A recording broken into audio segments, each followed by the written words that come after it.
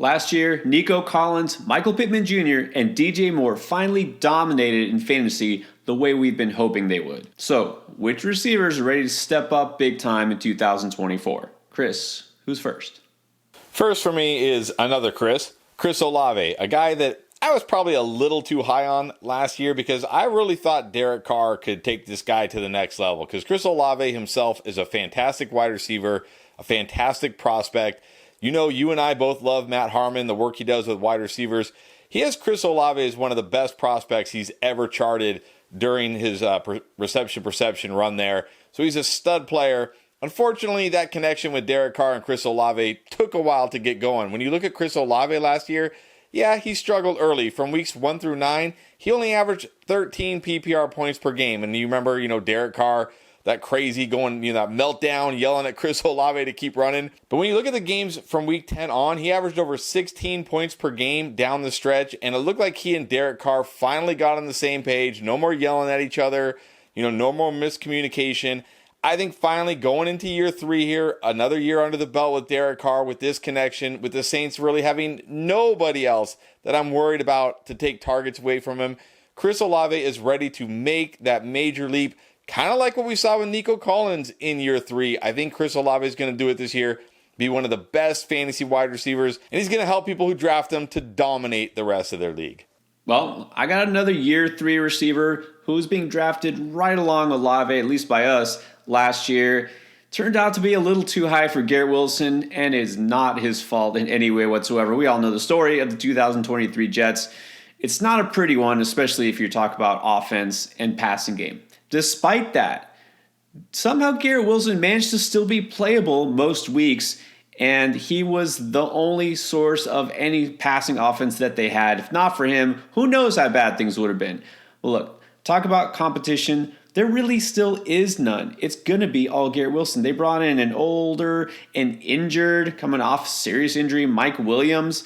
Is that really a threat to this young, dynamic playmaker in Garrett Wilson? Not really. Are they going to spend an early draft pick on a tight end like Brock Bowers or on a receiver when they still got plenty of other issues and needs?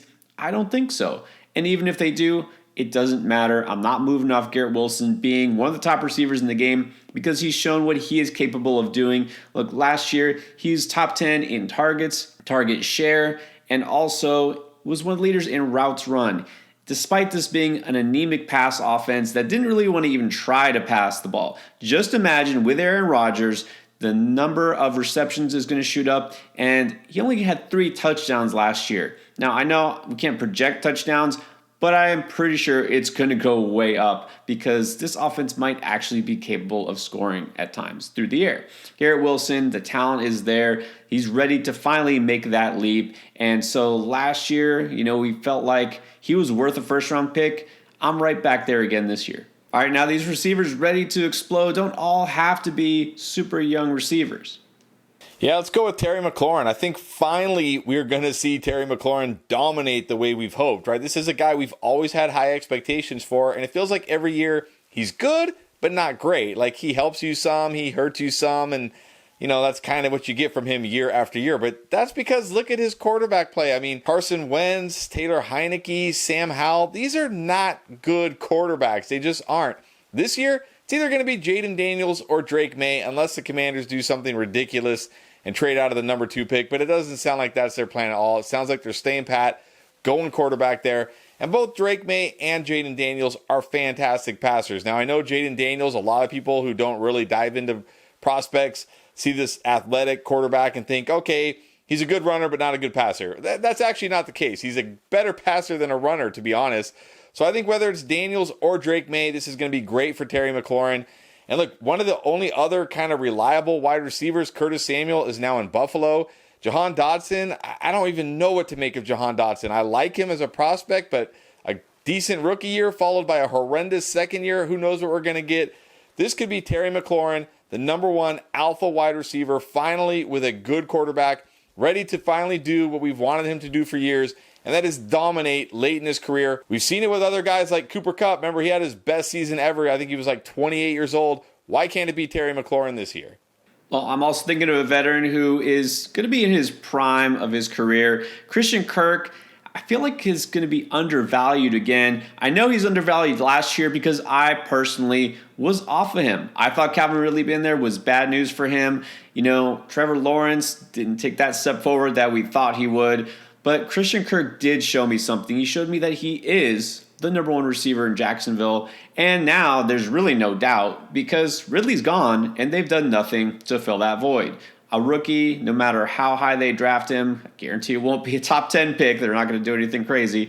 Is not going to do anything to threaten Christian Kirk. He's the undisputed number one target there in Jacksonville. So his numbers should be even better. Remember, he was outperforming Calvin Ridley last year until he got hurt. And we saw exactly how much this Jags offense missed him because his injury and being out off the field, it coincided with their slump, their late season slide, where they just fell apart completely.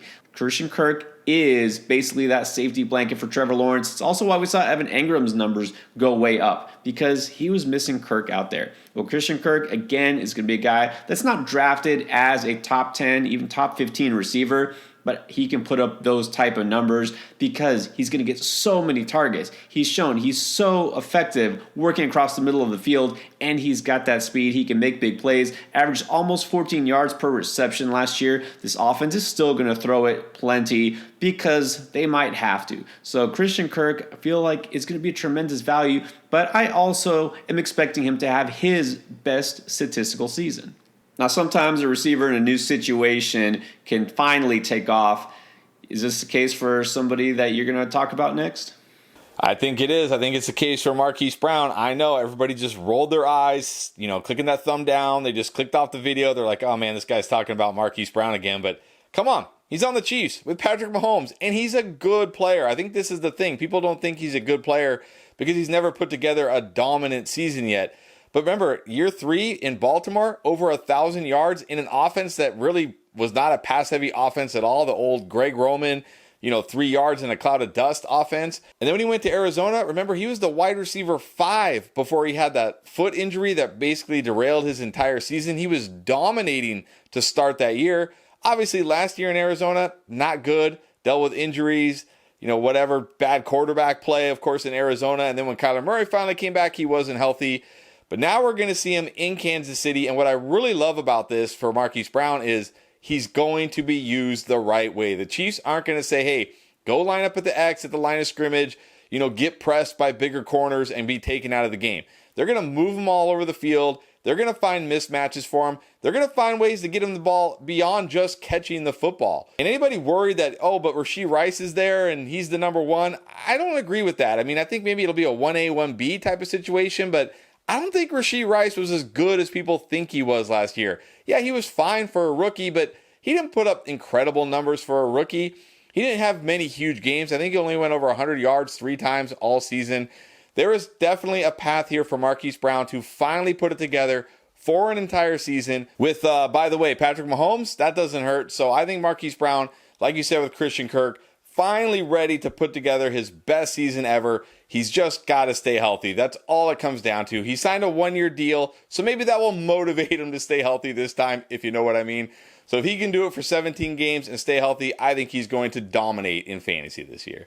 All right, so my next pick might just seem too obvious, but we can't do a video talking about receivers ready to explode without mentioning Drake London. Now, first of all, Drake London also one of the most young, talented receivers ready to finally take off because he's out entering year 3 as well. And remember, he was one of the youngest players in that draft when he was taken as the first receiver. What's going to happen this year? He's actually going to be unlocked. Talk about using a player, utilizing him properly, finally getting a shot. That's going to be everybody in this Atlanta Falcons offense because we finally have a quarterback who knows how to throw the ball and will actually try to get it to a wide receiver down the field. It's really frustrating. I think that's the nicest way I can put it. What happened last year in Atlanta and a player like London, who's so talented, to see his numbers go down from his rookie season. Had 3 fewer receptions, only 2 touchdowns, which was less than his rookie season.